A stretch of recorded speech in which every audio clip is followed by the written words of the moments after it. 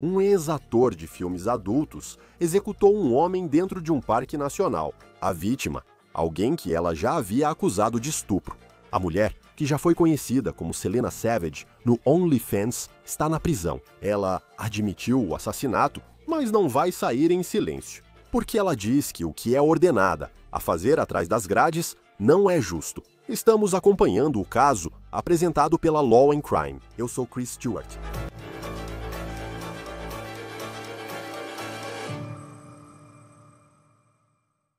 Selena Savage tem uma história de vida chocante. Agora, grande parte do futuro dela será passada na prisão.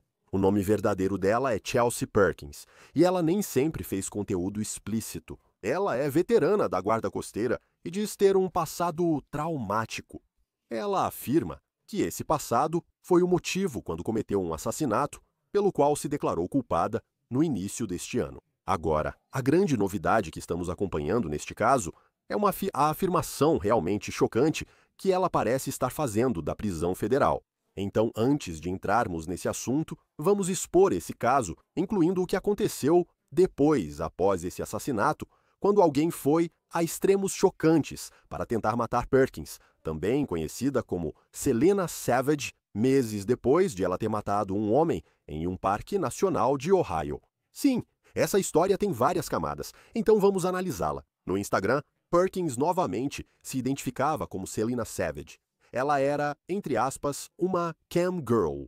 A última postagem de Perkins no Instagram foi em 9 de dezembro de 2021, quero que você lembre dessa data. No início daquele ano, em 6 de março, Perkins foi a Ohio encontrar Matthew Dunmire, de 31 anos. Segundo documentos judiciais, eles se conhecem há muito tempo, pois estudaram juntos no ensino médio.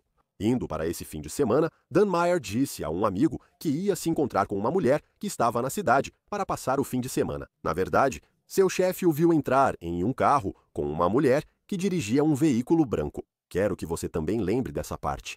No dia 6 de março, os dois vão ao Parque Nacional do Vale do Cuyahoga, um parque lindo com vistas incríveis como essa. É um local tranquilo para escapar da agitação de Cleveland ou Akron, no nordeste de Ohio. Em 9 de março, poucos dias depois, por volta das 11 da manhã, caminhantes acharam Dunmire morto. Ele tinha um único ferimento de bala na cabeça. Naquele momento, Perkins não foi encontrado em lugar nenhum. Durante a investigação, a polícia conversou com alguns caminhantes que se lembram que, no dia do assassinato de Matthew, ouviram um tiro e passaram por Perkins, que parecia perdido na floresta. Eles notaram que era estranho ela estar usando botas até o joelho andando por um parque nacional.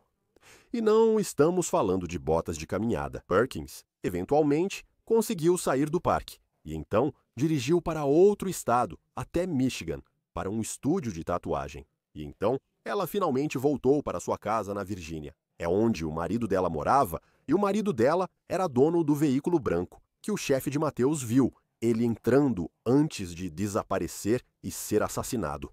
A prisão de Chelsea Perkins levou meses. A polícia afirma que cruzou dados do celular de Mateus com a localização de um Airbnb reservado por Perkins no fim de semana em que esteve em Ohio. O DNA dela foi achado no corpo de Mateus e em uma garrafa de água próxima, após ela atirar na nuca dele. Agora, Perkins foi presa em dezembro de 2010, especificamente no dia 10 de dezembro. E é por isso que a última postagem dela no Instagram, como Selena Savage, é do dia 9 de dezembro daquele ano. Apesar das evidências aparentes, as autoridades levaram meses para prender Chelsea Perkins, e nesse período a história teve um rumo ainda mais chocante. Eu te garanto, você não está esperando por isso. Então, um pouco mais de um mês antes, Perkins foi presa. Uma mulher foi baleada no nordeste de Washington, Distrito de Colômbia, e o atirador, de acordo com o Departamento de Justiça, usava um colete marrom, um boné de beisebol marrom e carregava uma caixa de papelão. Bateram na porta da frente e gritaram: "UPS atiraram na mulher que abriu." A pessoa vestida como um entregador atirou na mulher que atendeu a porta. Depois descobrimos que a mulher vestida de entregadora da UPS era a atiradora. O nome dela era Tommy Lynn Dunmire. Ela é a mãe de Chelsea Perkins, vítima de assassinato Matthew. Promotores do governo dizem que Tommy Lynn e seu parceiro de longa data, um homem chamado John McQuillan, foram até uma casa em Washington com a intenção de atirar em Chelsea Perkins. O casal já estava frustrado em novembro, pois ninguém havia sido preso pelo assassinato do filho. E eles realmente acreditavam que Chelsea Perkins era a responsável. Então, decidiram fazer justiça com as próprias mãos. Agora, o problema foi que a mulher que atendeu a porta e que Tommy Lynn atirou não era Chelsea Perkins. Era uma mulher que não tinha nada a ver com o assassinato de Matthew Dunmire. Agora, a vítima do tiro sobreviveu, Tommy Lynn e seu parceiro, John McQuillan. Então tentaram fugir trocando as placas do carro. A polícia os alcançou. E nesse momento, dizem que Tommy se matou. McQuillan, parceiro de Tommy, se declarou culpado em 2022 por envolvimento no tiroteio e foi condenado a 3 anos de prisão. Perkins não morava mais na região de Washington, Distrito de Colômbia, na época em que os pais de Matthew foram tentar matá-la disfarçados de entregadores. Perkins, no entanto, foi presa em Pensacola, Flórida. Registros do tribunal mostram que o motivo para o assassinato de Matthew Dunmire estava na mente de Perkins: vingança. Registros do tribunal mostram que ela acusou Matthew Dunmire de estupro em 2017. O jornal Cleveland Plain Dealer, de Ohio, informou que a polícia de Virginia Beach, onde Perkins relatou o estupro, não tinha provas suficientes para a acusação, no dia 27 de maio deste ano. Então, alguns anos se passaram, chegamos a 2025. Chelsea Perkins se declarou culpada de dirigir mais de 300 milhas, atravessando fronteiras estaduais e matar Matthew Dunmire. Ela admitiu culpa por homicídio em segundo grau. Perkins foi condenada em setembro a 22 anos e meio de prisão. Ela enfrentava uma pena entre 20 e 25 anos de prisão. O juiz optou exatamente por uma punição intermediária para ela. Atualmente, ela está em uma prisão federal na Virgínia Ocidental. Além da pena de 22 anos e meio de prisão, o juiz ordenou que Perkins pagasse indenização à família de Matthew Dunmire. O valor foi de $596 mil. Esse é o valor que o tribunal diz que cobre as despesas de viagem da família de Matthew, para que pudessem ir ao tribunal, já que moravam fora, e cobrir as despesas do funeral de Matthew. Mas também é um valor estimado do dinheiro que Matthew teria ganho em sua vida se ainda estivesse vivo. Ele era músico. Agora, neste documento judicial obtido pelo Law and Crime, Perkins contesta o valor do dinheiro dos ganhos futuros e afirma: nenhum contra-cheque, declaração de imposto, declaração juramentada ou análise de expectativa foi apresentado para comprovar a duração desse emprego, regularidade das horas trabalhadas ou despesas razoáveis de subsistência. Os promotores responderam chamando o valor de, abre aspas, um cálculo conservador e argumentaram que cumpriram com seu dever dizendo, abre aspas, ela não deveria evitar pagar ao espólio dele, que um dia será dos filhos menores, alegando que ele não tinha renda, apesar de trabalhar em tempo integral. Decidir diferente daria à ré um benefício indevido, apesar do crime. Nesta semana, registros do tribunal mostram que Perkins e os promotores concordaram em buscar juntos uma solução para a restituição durante uma conferência pelo Zoom. No entanto, as negociações parecem ter sido breves, pois se encontraram em 2 de dezembro. Na quinta-feira, 4 de dezembro, o governo apresentou outro documento informando que não houve acordo e que o tribunal deveria ordenar que Perkins pagasse os quase $60 mil já estabelecidos. Ainda não está claro como o tribunal decidirá os próximos passos. Recebemos agora o ex-vice-procurador-geral de Ohio e promotor Mark Weaver. É sempre ótimo tê-lo aqui no Law and Crime, especialmente quando se trata de casos como este, que acontecem no seu estado, embora este tenha sido federal. Quão forte é o argumento de Chelsea Perkins sobre restituição? Sim, é um caso bastante forte. Sempre que as vítimas pedem restituição, é necessário checar se exageram nos gastos ou solicitam demais. Mas para crimes de violência, a lei federal deixa muito claro que as vítimas, neste caso, nem os filhos da vítima de assassinato, têm direito à indenização. E uma das principais questões é o dinheiro que esse homem teria ganho em sua carreira se tivesse continuado vivo para sustentar seus filhos. O que entra no cálculo desse valor? Quem é a pessoa responsável por determinar quanto seria esse dinheiro? E muitos podem se surpreender ao saber que há uma indústria dedicada a esse tipo de trabalho. Essas pessoas, eles são atuários, contadores e especialistas que conseguem analisar a trajetória profissional de alguém e basicamente fazer estimativas do que essa pessoa faria. Essa pessoa era músico, então não seria justo dizer, bem, ele seria tão famoso quanto Taylor Swift se estivesse vivo e por isso a indenização deveria ser de dezenas de milhões de dólares. Mas um músico pode ganhar dinheiro ao longo da vida e acredito que ele também fazia outras coisas para se sustentar. E assim, é fácil para um atuário olhar tabelas que mostram o que normalmente é feito para pessoas como essa e então fornecer uma estimativa. Eu não sei qual é a situação financeira da Chelsea Perkins, especialmente neste momento, quando você pensa, sabe, talvez em honorários de advogados e tudo isso, mas ela vai ficar na prisão por 20 a 25 anos. Tipo, como é que ela vai pagar essa quantia de dinheiro? Ela provavelmente não paga, isso geralmente é uma ficção jurídica. Estamos exigindo que alguém na prisão, que no máximo ganha um pouco de dinheiro fazendo trabalho prisional para ajudar a pagar doces e itens pessoais na cantina da prisão, pague esse valor ao juiz. Mas muitas vezes isso é algo simbólico para mostrar que a pessoa deve ser responsabilizada. Claro, ela não é tão velha assim. Se ela viver bastante, pode sair da prisão e então parte do salário dela seria descontado para pagar essa restituição. Como isso funciona? Tipo, se ela eventualmente sair da prisão, digo, se ela viver anos depois de cumprir essa pena, essa sentença de 20 a 25 anos, como se decide quanto ela pagará anualmente pelo resto da vida? Geralmente, o Departamento de Liberdade Condicional supervisiona isso ou o órgão que emitiu a ordem original. Não é feito por um juiz, é feito por funcionários federais cujo trabalho é monitorar o cumprimento das regras pelos detentos quando eles deixam o sistema. Isso muito provavelmente pode se tornar parte das obrigações de liberdade condicional dela quando ela sair da prisão.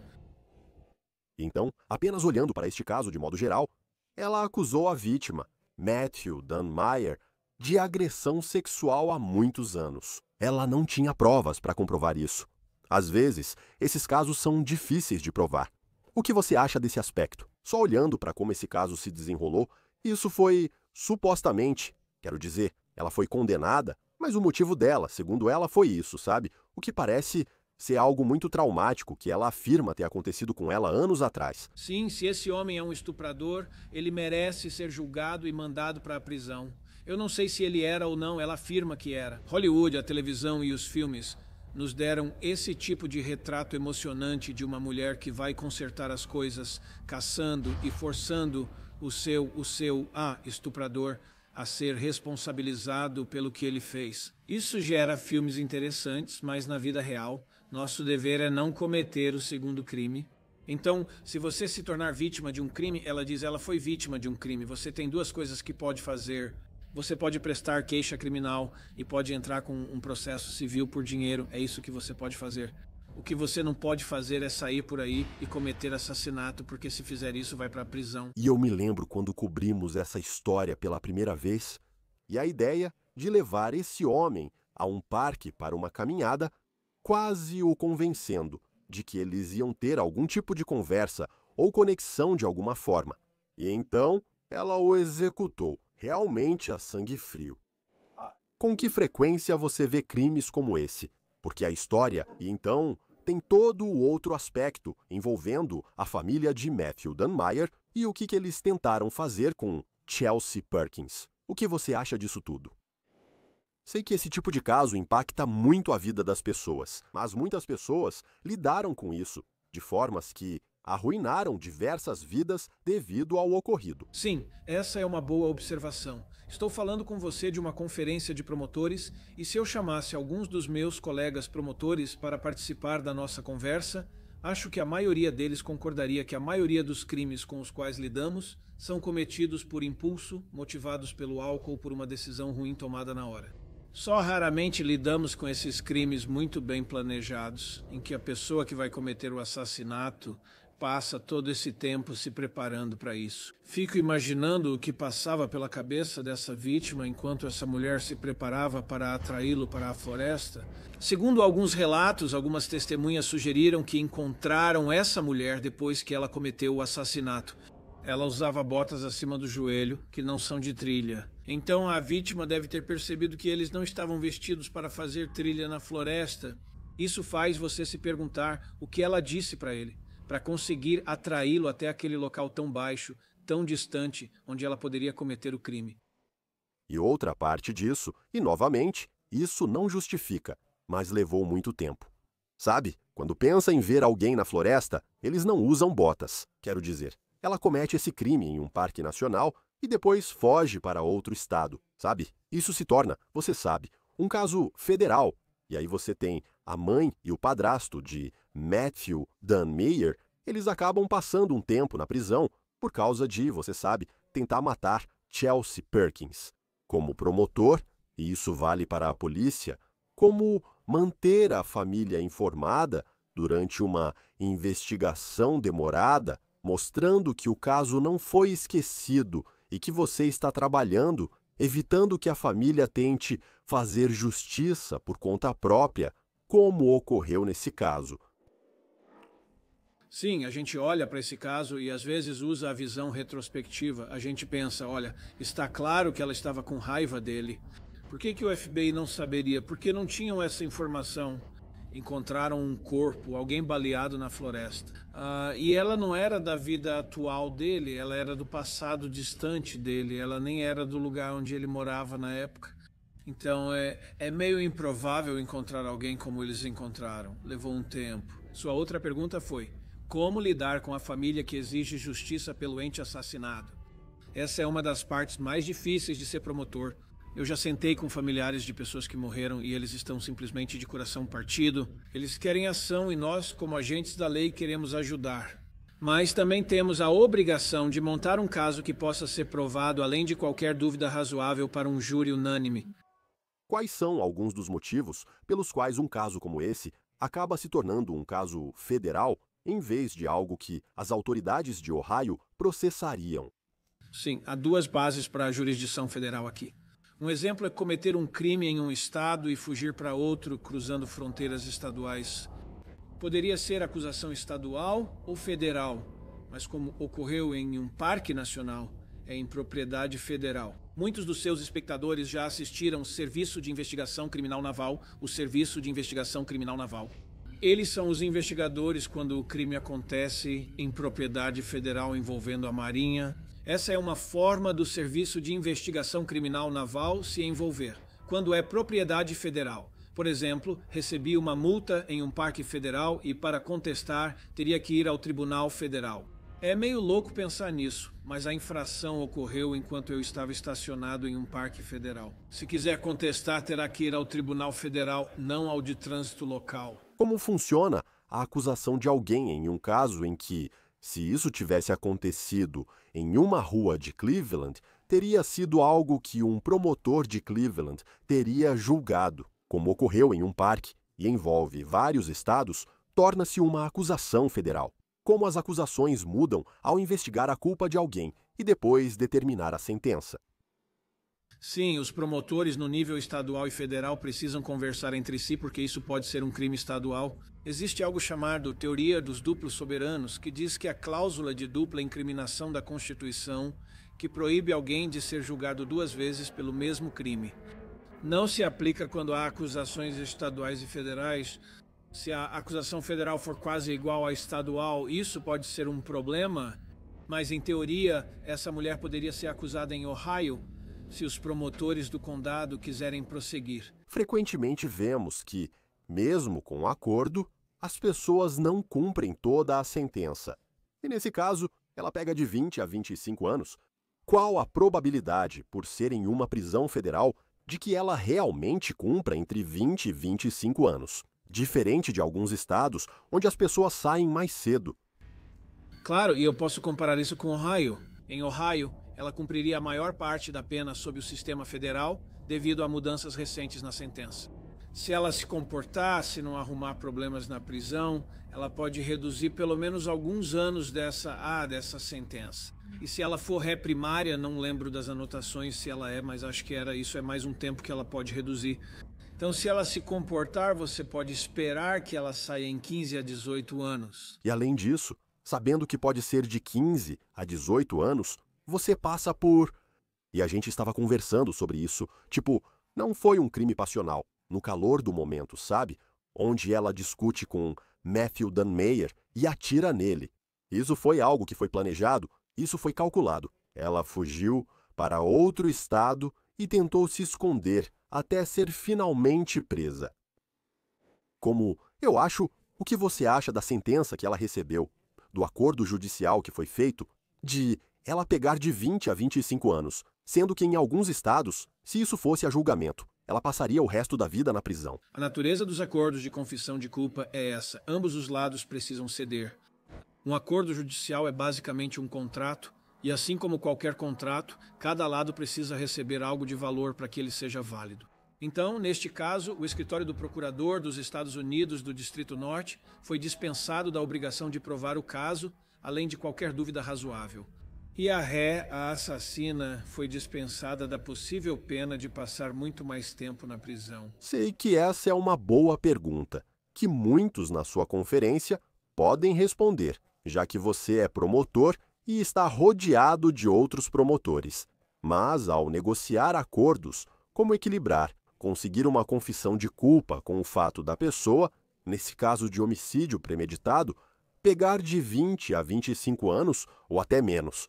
Como você equilibra isso, em vez de dizer que essa é uma pessoa que definitivamente deveria cumprir mais tempo na prisão, e eu me sinto confiante sobre o nosso caso e vamos levar isso até o fim e deixar para o júri decidir? Bem, eu processei muitos casos de abuso sexual infantil na minha carreira e muitas vezes eu avalio se quero ou não colocar a criança no banco das testemunhas e tornar a vida dela mais difícil e revitimizá-la.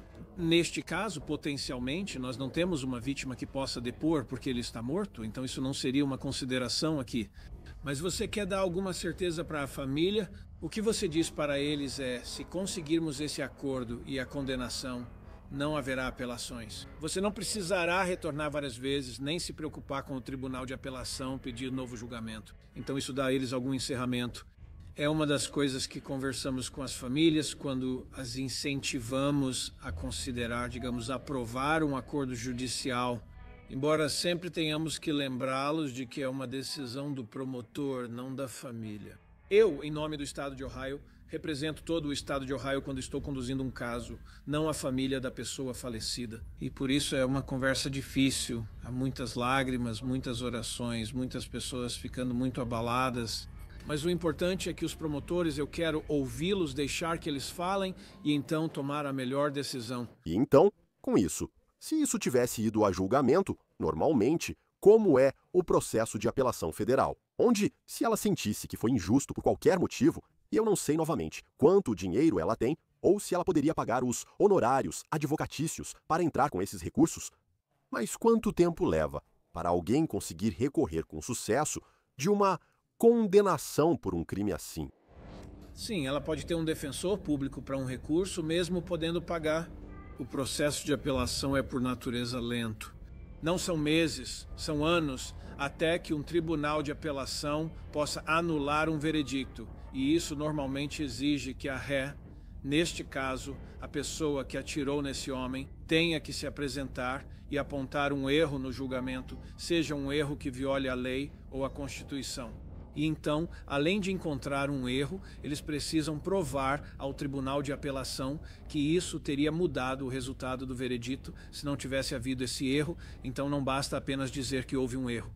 Isso é um erro simples. Para ser reversível, é preciso provar que o resultado seria diferente sem o erro, um critério bem rigoroso. Acredito que todos os meus argumentos como apelante em casos criminais foram aceitos pelo Tribunal de Apelação. Vamos acompanhar o desenrolar do caso.